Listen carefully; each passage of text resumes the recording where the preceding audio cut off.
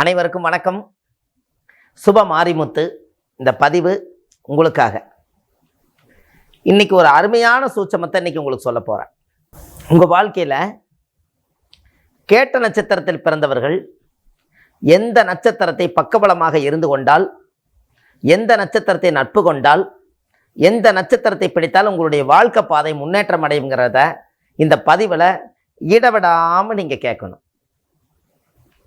கேட்ட நட்சத்திரம், இந்த கேட்ட நட்சத்திரம் வாழ்க்கையில் ஒரு அற்புதமான நட்சத்திரம். விருச்சிக ராசியில் பிறந்திருப்பாங்க. இந்த கேட்ட நட்சத்திரக்காருடைய வாழ்வாதாரம் ஆரம்பத்தில் எளிமையான கஷ்டம், வறுமை எல்லாத்தையும் சிறு வயசுலேயே அனுபவிச்சவங்க. பிறந்தது ஒரு இடம், வளர்ந்தது ஒரு இடம், இருக்கிறது ஒரு இடம். இந்த கேட்ட நட்சத்திரம் விருச்சிக ராசியில் பிறந்தவங்கிற சந்திரன் நீசமாவார். அதனால சொந்த வீரை விட்டு, சொந்த வீட்டை விட்டு வெளியூர் போனால் அவங்க பொழைச்சிக்கலாம். இருக்கிற பூர்வீகத்திலே இருந்தாலோ, இருக்கிற ஒரே ஊரில் இருந்தாலோ அவங்க முன்னேறி வர்றது ரொம்ப கஷ்டம். இவங்களோட வாழ்க்கையில் பார்த்தீங்கன்னா விருச்சிக ராசி சந்திரன் நீசமா, இந்த மனசில் ஒரு நிலையானது எதுவுமே நிலையாக நிற்காது. இதுதான் நிற்காது. ஏதோ ஒரு குழப்பம் இவங்களுக்குள்ள ஓடிக்கிட்டே இருக்கு. போகாத கோயில் இல்லை, கும்பிடாத சாமி இல்லை, எண்ணாத பணம் இல்லை. அவங்க கிட்டத்தட்ட 40 வயசு வரைக்கும் படாத பாடு, வாழ்க்கையில் படாத பாடுபட்டு என்ன பண்ணுறதுனே தெரியாமல் அவங்க வாழ்க்கையில் பல பிரச்சனைகளை சந்தித்து என்ன பண்ணுறதுன்னு தெரியாமல் அவங்க வாழ்க்கை தத்தளித்து நின்று 40 வயசுக்கு மேலே தான் அவங்களுக்கு ஒரு புத்தி இறைவன் கொடுக்கக்கூடிய வரத்தினால அவங்க அதுக்கப்புறம் தான் தெளிவாவாங்க. சமுதாயம்னா என்ன, சாதிசனம்னா என்ன, நம்மளுடைய குலங்கோத்திரம்னா என்ன, மாம மச்சன்னா என்ன, அண்ணன் தம்பினா என்ன, நம்மளுடைய சித்தப்பா பெரியப்பானா என்ன, பங்காளிகள்னா என்ன, இது எல்லாம் புரிஞ்சு அறிஞ்சு இவர் உணர்றதுக்கு 40 வயசு ஆகுது. இந்த 40 வருஷமாக இவங்களுடைய கஷ்டத்தை எல்லாத்தையுமே அனுபவித்து முடிச்சுட்டு வாழ்க்கையில் இனிமேல் நம்மளால் ஜெயிக்கவே முடியாதற்றக்குதுன்னு நினைக்கும் போது அவருக்கு உணர்வு பிறக்கும்.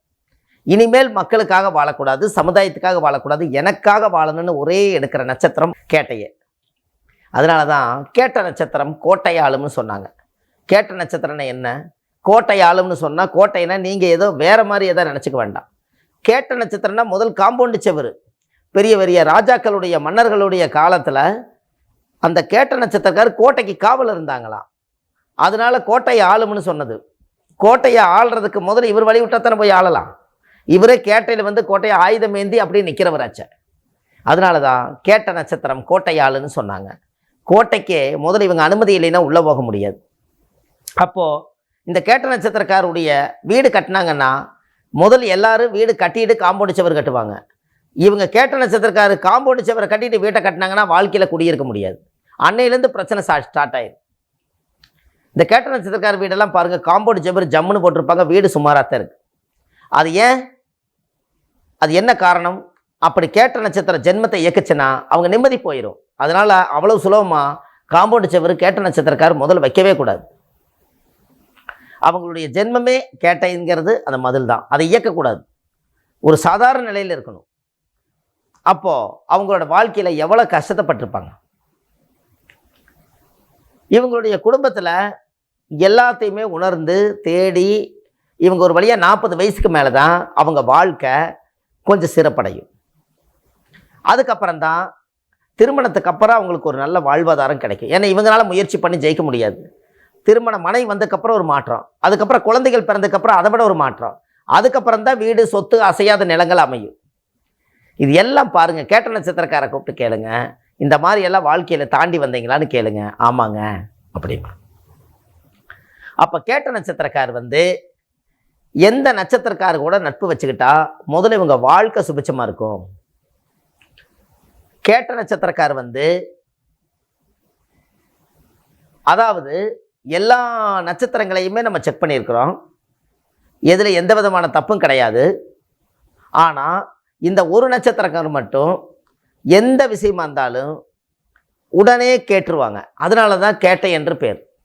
படக்குன்னு உடச்சி கேட்கக்கூடியது ஒன்றே ஒன்று கேட்ட. அதனால தான் நீ கேட்டையா அப்படின்னு கேட்டாங்க.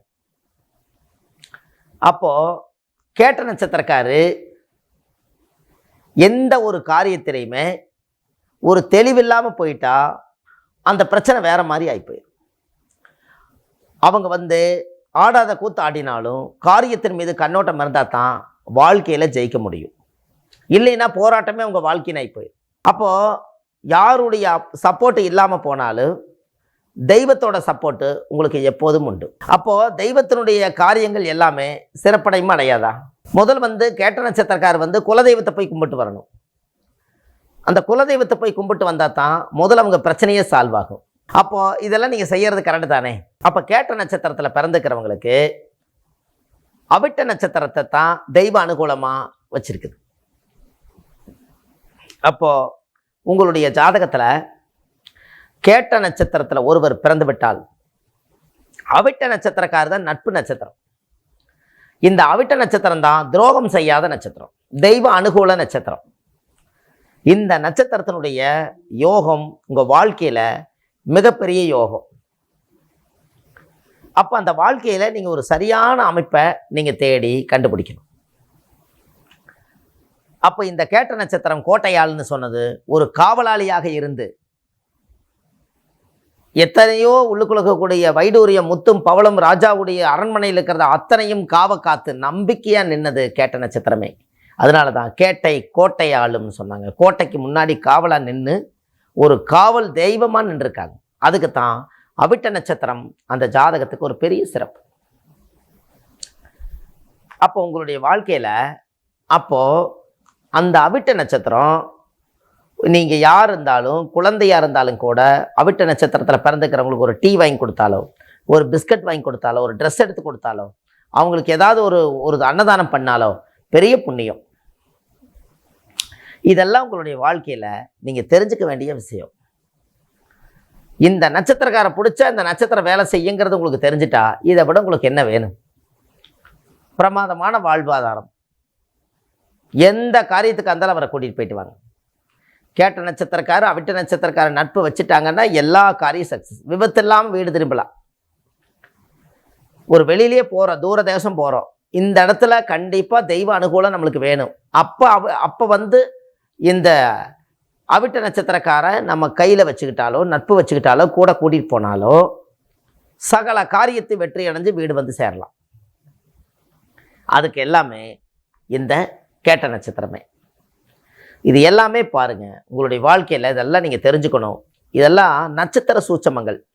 அந்த காலத்தில் முன்னோர்கள் எந்த நட்சத்திரக்காரை பிடிச்சா எந்த காரியத்தை வெற்றி அடையலான்னு சொல்லி ரகசியமாகவே அந்த காலத்தில் பெரிய பெரிய அரண்மனை ஜோதிடர்கள் ராஜாவுக்கும் மன்னர்களுக்கும் அவங்க இதையெல்லாம் நட்சத்திர கோலாட்டத்தை எடுத்து கையாண்டிருக்காங்க. இல்லாமல் நம்மளுக்கு எப்படி இது வெளியே வரும்? அப்போ இந்த நட்சத்திரங்கள் ஒரு அரண்மனையில் நிறைய பேர் இருப்பாங்க. ஒரு 27 நட்சத்திரக்காருமே ஒரு 100 பேர் 200 பேர் சாப்பிட்டு அன்னதானம் பண்ணிட்டு எல்லாரும் பணிவிடை செய்வாங்க. அதுக்குள்ளே இவருக்கு சாதகமான நட்சத்திரம் எது, அவங்கள மட்டும் அரண்மனைக்குள்ளே வேலை செய்ய சொல்லுவாங்க. ஏன்னா தெய்வம் கண்ணோட்டத்திலே இருக்கிறக்காக. அப்போ இந்த நட்சத்திரத்தெல்லாம் அந்த காலத்தில் முன்னோர்கள் இது எல்லாம் தெரியாமல் அறியாமல் சொல்லி வைக்கல, ரகசியமாக சொல்லி வச்சுருக்காங்க. அதனால் உங்களுடைய கேட்ட நட்சத்திரத்தில் நீங்கள் பிறந்ததனால் உங்களுடைய மன வாழ்க்கை ஒரு சிறப்பான வாழ்க்கையாக அமைவதற்கு இந்த சாட்சியாக நிற்கக்கூடியது இந்த அவிட்டமே. ஒரு கல்யாணம் நடக்கும்போது கேட்ட நட்சத்திரக்காரு அவிட்ட நட்சத்திரக்காரு மாங்கல்யம் எடுத்து கொடுத்தா அது 1000 காலத்து பயிராக மாறுமா. அப்படின்னா அதுக்கு எவ்வளோ சக்தி இருக்குன்னு பாருங்கள். அவங்க உடம்புல எவ்வளோ சக்தி இருக்கும், இல்லாமல் அது எப்படி நடக்கும்? அவ்வளோ பவர். அதனால் கண்டிப்பாக இந்த வாழ்க்கையில் நீங்கள் வெற்றி அடையணும்னா வாழ்க்கையில் இந்த மாதிரி ஒரு நட்சத்திர சூட்சமத்தை பிடித்து நட்சத்திரத்து ரீதியாக வாழ்ந்து இந்த பூமியில் நீங்கள் வெற்றி அடையணும் என்று சொல்லி வாழ்வது ஒரு முறை, வாழ்த்தட்டும் தலைமுறை என்று சொல்லி சுப மாரிமுத்து அடுத்த பதிவில் உங்களை சந்திக்கிறேன். நன்றி, வணக்கம்.